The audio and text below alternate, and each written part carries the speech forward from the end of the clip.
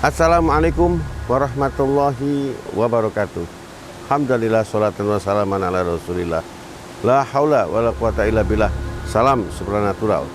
Sobat TH2, dari Desa Watulimo, Kabupaten Trenggalek, Jawa Timur, kami berada di Goa Lowo. Goa ini merupakan goa yang terpanjang di Asia Tenggara. Seperti apa yang ada di dalam goa ini dan fenomena yang ada, kita ikuti reportasenya. Selamat menyaksikan, hati-hati.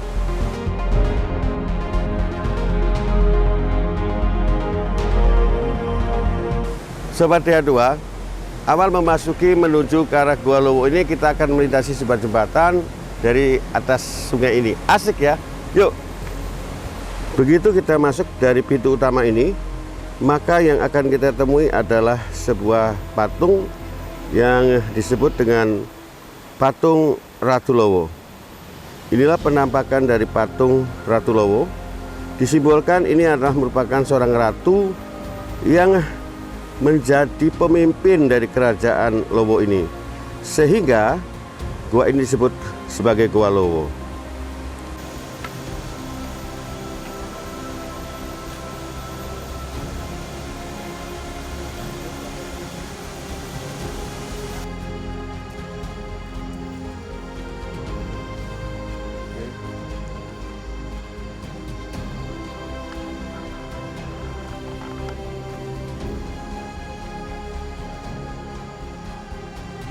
Sobat TH2, ini adalah merupakan patung kedua yang kita temukan dari arah pintu masuk menuju Goa Lowo ini, dan ini adalah yang disebut dengan Godo Lowo.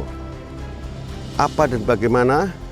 Baru dua patung kita temukan, sampai kita ketemu dengan patung berikutnya. Kita akan urai penjelasannya. Nah, Sobat TH2, apabila Anda perhatikan bagaimana kondisi batu-batu yang di luar ini sebelum kita masuk ke dalam goa, ini merupakan isyarat-isyarat alam, ada sebuah kekuatan lain di balik dari fenomena alam yang ada. Ketika berkuasanya Sang Ratu Lowo dan dikawal oleh dua orang patihnya, yang satu adalah Lowo Godo dan satunya adalah Lowo Cokro. Patungnya baru ketemu dua ya, insya Allah nanti di depan sana ada satu lagi.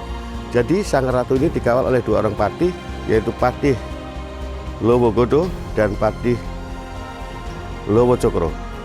Keduanya dan ketiganya ini adalah merupakan bukan dari bangsa manusia, tapi kekuasaan dunia lain yang bertahta di seputaran wilayah Trenggalek. Tidak jauh dari sekitar Goa Lowo ini adalah pantai selatan. Seperti apa? Apakah ada koneksitas hubungan dengan pantai selatan atau tidak? Nanti kita lebih dalam mempelajari eksplorasinya. Anda perhatikan situasi batu-batu ini.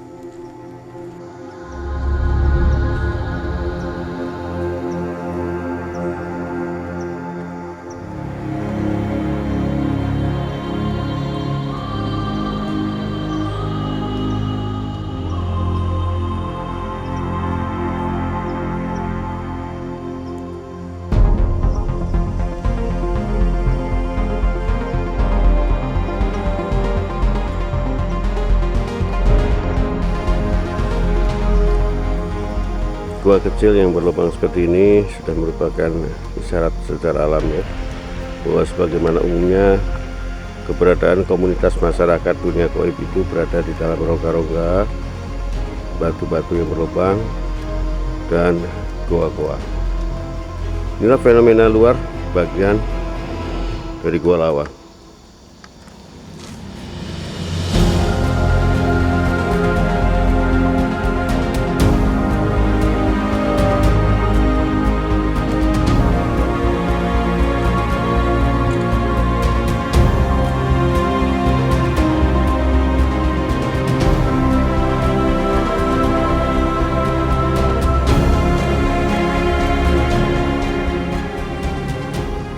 Oke, Sobat TH2, sebelum memasuki keberadaan alam dari Goa Lowo itu, terlebih dahulu pintu masuknya adalah sebuah terowongan seperti ini. Ini asik sekali, dan kita akan terus eksplorasi ke dalam agar kita bisa melihat stalagtit dan stalagmit yang ada di dalam goa. Yuk lanjutkan kembali reportasenya.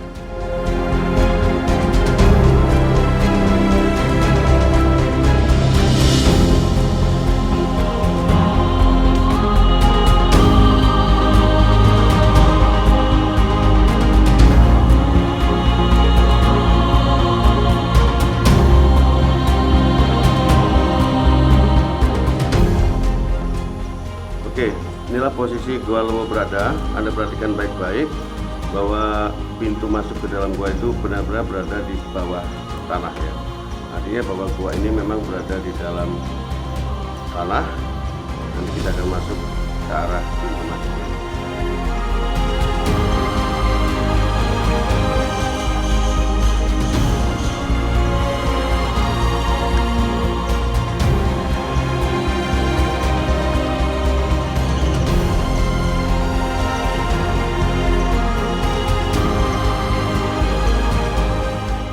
Inilah mulut Gua Lawa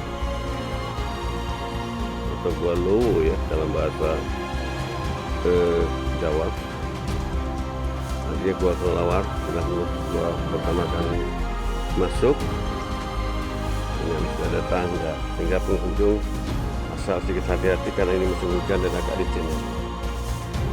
Nah, itulah fenomena pertama.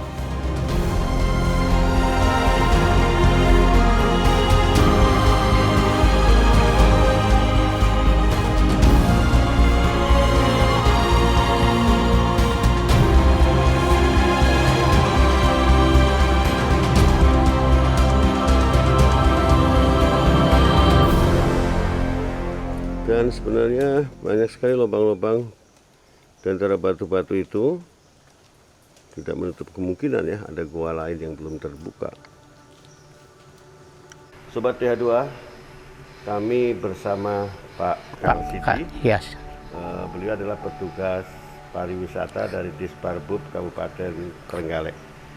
Ini memang saya pemandu wisatanya. Dan sekaligus pemandu wisata di tempat ini. Iya. Baik Pak Kang Sidi.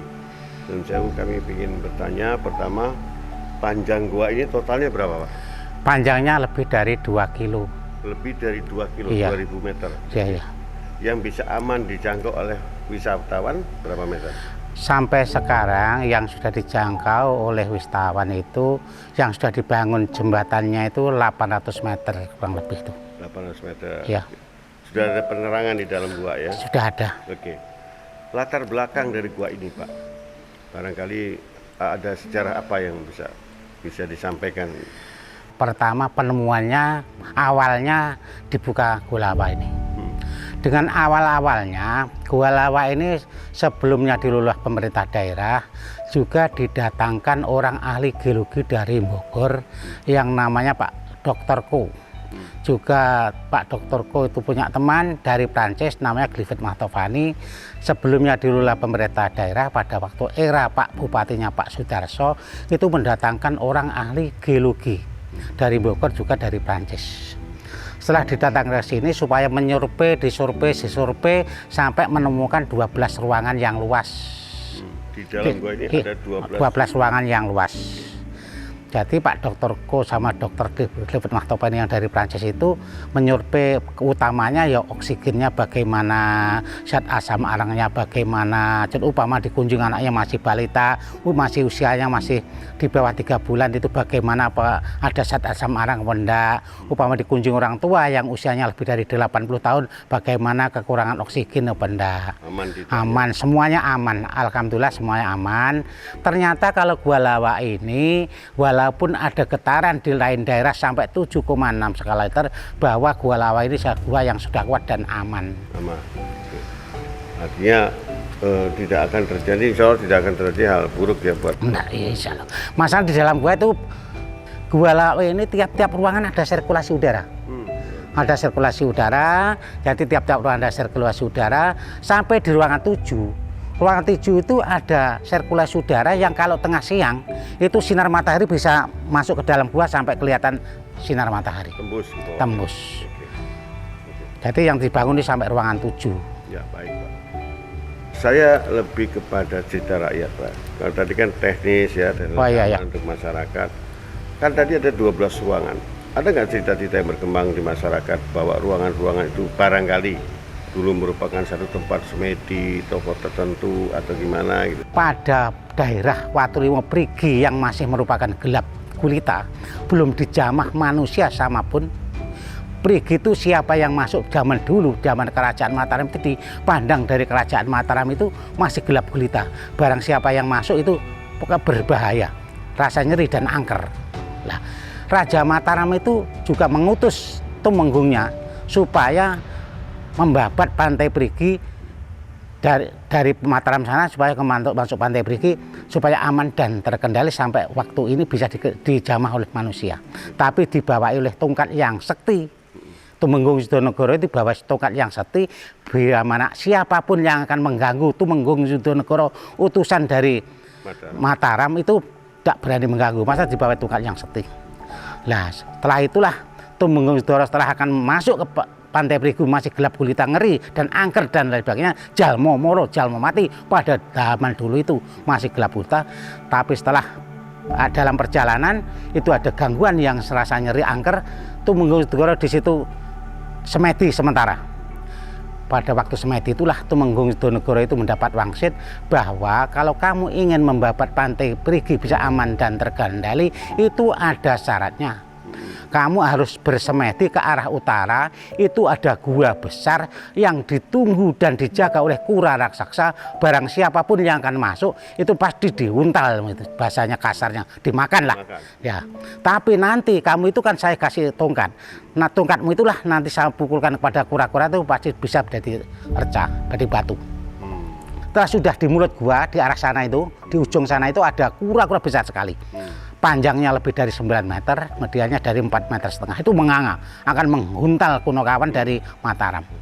Tapi setelah itulah Tumenggung Yudonegoro tidak takut, masa sudah bawa tongkat yang sakti. Akhirnya kura-kura raksasa itu, kamu ingin mengganggu saya akan ke semedi ke gua ini, kamu nanti saya jadikan batu, jadi reca. Setelah itulah Tumenggung Yudonegoro langsung tongkatnya dipukulkan kepada kura-kura raksasa itu, ternyata menjadi batu. Nah setelah Tumenggung Yudonegoro itu masuk ke dalam gua ini masih merupakan pokoknya yang masih gelap gulita, tapi Tumenggung itu membawa tongkat yang sakti juga sepertinya sudah bawa senter itu Pak, jadi sudah terang. Setelah itu bisa masuk ke sana, sampai di sana di ujungnya sana, Bapak tadi kan tanya apa pernah pada waktu dulu untuk tempat bersemedi, itu ada di sana di ujungnya sana itu namanya pertapan Pak. Seperti ini Pak, seperti ini ada yang naik ke atas, di atasnya pertapan itu naik ke atas itu memang tempatnya untuk tempat bersemedi. Setelah Tumenggung Yudonegoro di situ bersemedi dengan kawan-kawannya, setelah Tumenggung Yudonegoro bersemedi, akhirnya Tumenggung Yudonegoro mendapat wangsit. Begini Tumenggung Yudonegoro, kamu kalau ingin membabat Pantai Perigi supaya aman dan terkendali, itu ada syaratnya. Syaratnya kamu harus menikah kepada Putri Handong Biru, Putri Gambarinten. Ceritanya Putri Gambarinten termasuk keluarga Nyi Nyiro Kidul. Kamu harus nikah kepada Putri Gambarinten, tapi ada syaratnya. Syaratnya setelah pernikahan harus diundangkan tayuban. Tahu tayuban Pak? Kalau malamnya harus diundangkan seni wayang kulit. Makanya Perigi itu kalau bulannya Selo seperti bulan ini, itu ada larung sembonyo, juga siangnya diundangkan tayuban, malamnya juga wayangan. Besok Sabtu tanggal 18 Insya Allah itu juga diadakan seperti itu. Makanya ritualnya mengulang kisah masa lalu. Masalahnya itu sudah adatnya Pantai Perigi. Jadi Pak Tumenggung Yudonegoro menikah. Pada menikahnya diundangkan tayuban dan di malamnya diundangkan wayang kulit semalam suntuk. Sampai sekarang sampai dilaksanakan tiap tahunnya bulannya Selo, juga hari Pon Kliwon pasti hari Kliwon. Baik Sobat Edward, seperti tadi saya katakan bahwa posisi gua ini tidak seberapa jauh, kurang lebih 7 kilo ke arah 2 kilo. 2 kilo, mohon maaf. Ini artinya kita ingin mengupas apakah ada rahasia antara gua ini dengan kekuatan Nyi Roro Kidul. Dan seperti keterangan Bapak tadi dalam legendanya memang nyambung Pak ya? Ya nyambung. Baik, pertanyaan saya Pak, setelah proses tirakat itu ada nggak tokoh-tokoh lain yang menindaklanjuti dari tirakat-tirakat seperti itu? Itu tokoh-tokoh lain yang menindaklanjuti itu sudah bergantian beberapa puluh tahun. Juga orang penduduk dari sini yang juga setelah ditemukan Tumenggung Yudonegoro itu tertutup kembali, hutan kembali seperti hutan yang belantara. Tapi ada salah satu tokoh orang penduduk sini yang namanya Mbah Lomejo. Mbah Lomejo itu penduduk sini dari parkir itu kira-kira 100-an meter. Mbah Lomejo itu penduduk sini memang pada waktu tahun 31 itu masih merupakan hutan yang masih belantara, berumah tangga di sekitar parkir itu belum ada tetangga, akhirnya mempunyai kegiatan berburu binatang. Setelah Mbah Lomejo itu berburu binatang, berlarut-larut siang sampai malam tidak bisa berhasil, akhirnya binatang yang dikejar itu kemana larinya? Bingung. Tapi Mbah Lomejo dikasih tahu oleh kakeknya, Lomejo kamu ingin berburu binatang bisa berhasil, tapi binatang yang kamu kejar itu memang ada yang menyembunyikan. Kamu harus semedi ke gua arah ke timur laut, ke rumahmu itu ke gua Kedung Biru. Gua Kedung Biru. Kedung Biru dari sini ke arahnya timur laut sana. Iya. Kalau Bapak nanti ingin tahu ke sana juga ada yang sudah dibangun, sekarang tidak dibangun, tapi rencana untuk tempat berwisata pengunjung belum seberapa tahu.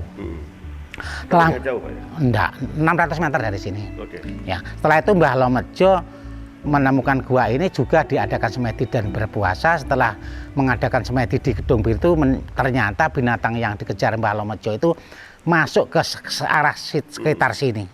Binatangnya apa itu, Pak? Beberapa puluh binatang berwarna-warna, utamanya babi hutan. Babi hutan, Gidang dan lain sebagainya. Setelah Mbah Lomejo itu mendapat semedi dari wangsit dari sana, memang binatang yang kamu kejar itulah bersembunyi di depannya gua besar penuh dengan kelelawar. Cobalah nanti sampai cari batu yang mirip kura, itu yang dimatikan atau dijadikan batu oleh Tumenggung Segoro zaman dahulu, zaman Kerajaan Mataram.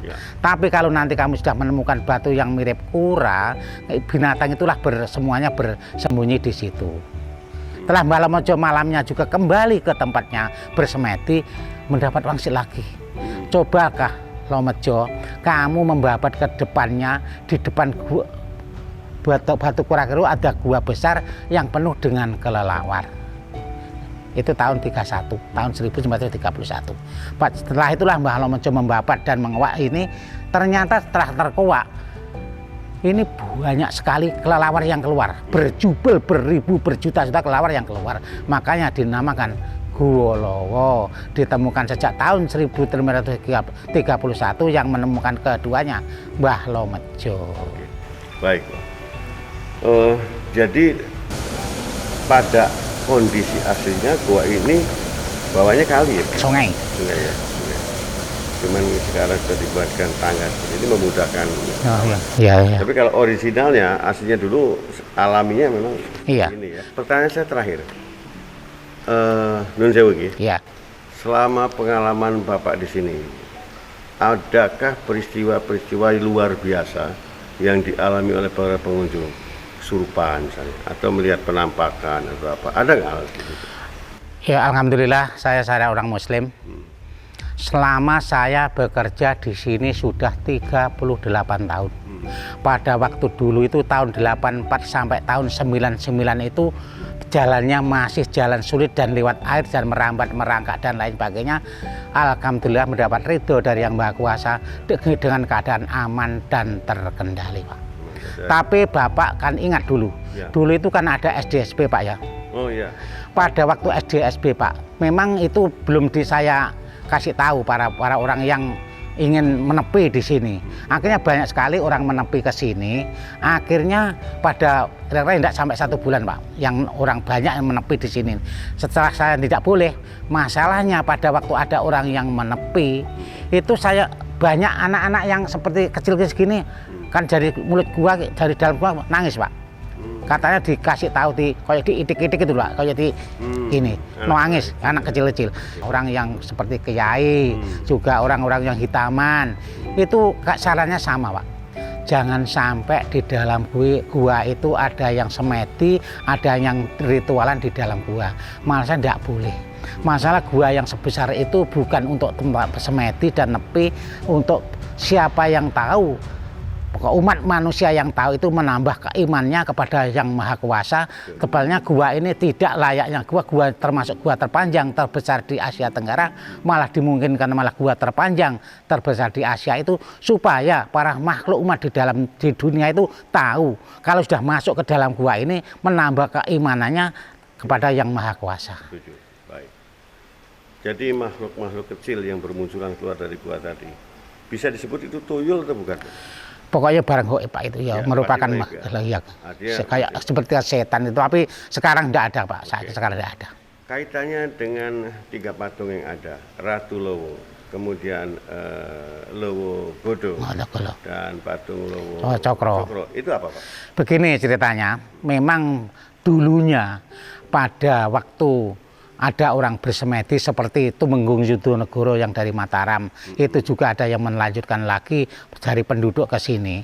Memang menurut cerita dari orang tua sini, pada waktu dulunya itu memang yang menjaga Gua Lawa ini orang Putri Hayu, sapi yang mirip Lowo ada kelalawarnya.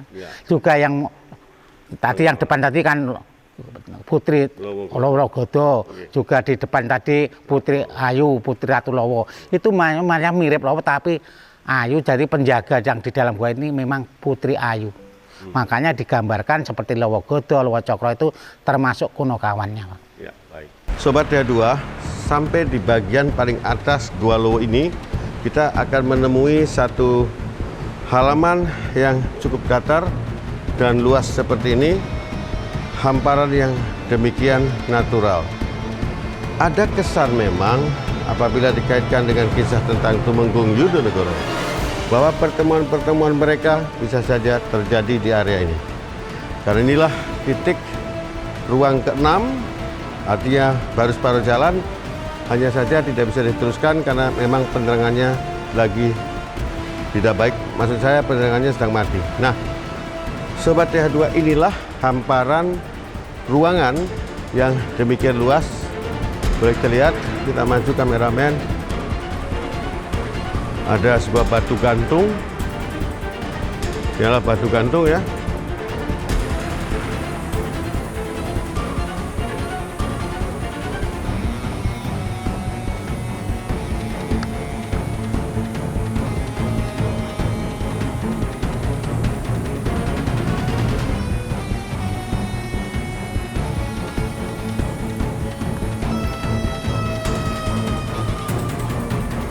Sobat Dea2, saya merasakan aura yang begitu kuat di sini. Inilah mungkin merupakan satu titik utama dari keberadaan kondisi di dalam gua ini. Walaupun memang napas agak berkurang, tetapi sesungguhnya ini adalah energi yang sangat luar biasa. Rekan-rekan yang sangat menggembari persoalan-persoalan supranatural, sungguh sangat sayang jika tidak punya kesempatan ke tempat ini. Ini sangat kental sekali bagaimana energi dari selatan dan energi dari Tumenggung Yudonegoro, seorang Tumenggung dari Mataram itu, ketika mereka bercengkerama di sini dan mengamankan wilayah Pantai Parigi serta Gua Lowo ini. Luar biasa, subhanallah, fenomena alamnya, dan inilah yang dapat kami persembahkan untuk Anda. Kita lihat lagi eksplorasi lebih lanjut. Kami memasuki daerah yang sangat gelap, adalah titik-titik supranatural. Bagian-bagian titik-titik supranaturalnya